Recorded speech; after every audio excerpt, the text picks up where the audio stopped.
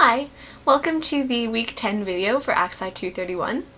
This week we started off by looking at callable bonds, which is a type of bond where the bond issuer, that's the person borrowing the money, has the option to redeem the bond early. So there might be a set of possible coupon dates, or maybe even just any time before the redemption date that the issuer can decide, I want to redeem the bond now instead, and that's their decision.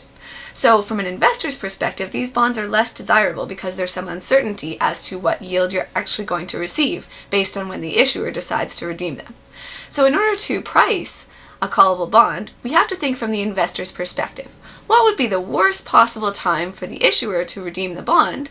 And if we pay the price that gets us our desired yield based on that scenario, then no matter what happens, no matter when the issuer recalls the bond, we'll be satisfied with the yield we receive. So that principle holds pretty much for all callable bonds. If we're the investor, we want to calculate the price we would pay to get our desired yield rate in any possible situation, and then just choose the price that's the lowest of those possible prices. If we pay that, then we're going to be happy no matter what happens. In the special case where the redemption value is always the same, so there's no call premiums added on redemption by the issuer, then we can actually simplify the situation. If we had a bond that was purchased at a premium, so that means the investor at the beginning would have paid more than C, the redemption amount, then it's to the investor's advantage if the coupon payments keep going as long as possible.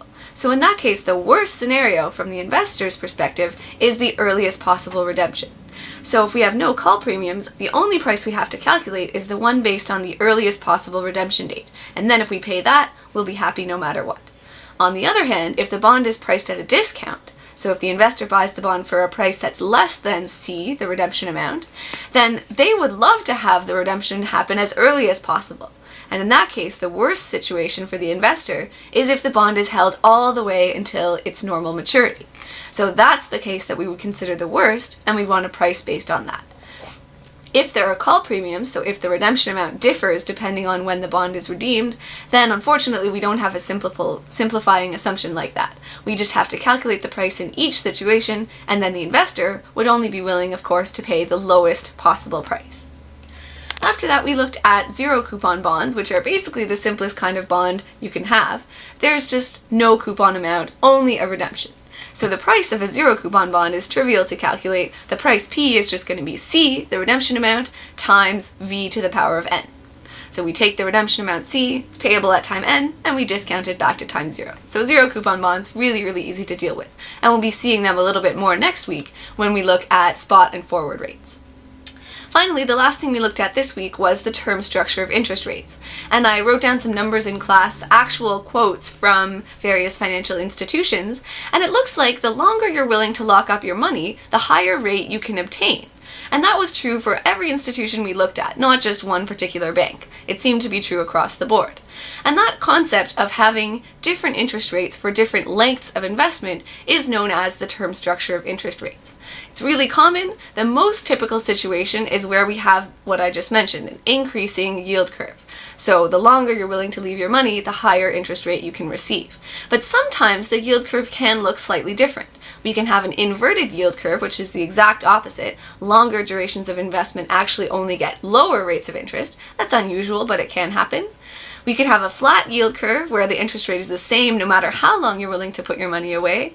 Or you could have a humped yield curve where it increases for short durations and then levels off to some amount in the longer term.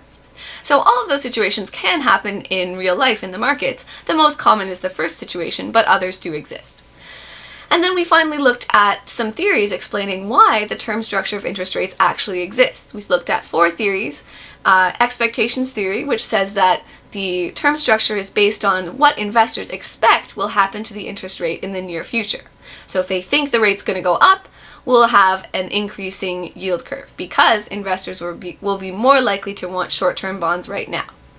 On the other hand, if the investors expect the interest rate to go down, they'd want to lock into longer-term bonds right now, which makes those more valuable, and that would result in an inverted yield curve.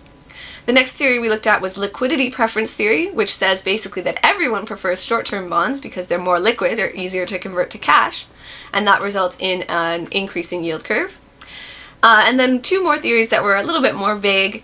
We looked at preferred habitat theory, which says that each industry or company or investor has their own preferred duration of investment, and market segmentation theory, which says that the overall yield curve is just an aggregation of the individual yield curves from subsections of the market.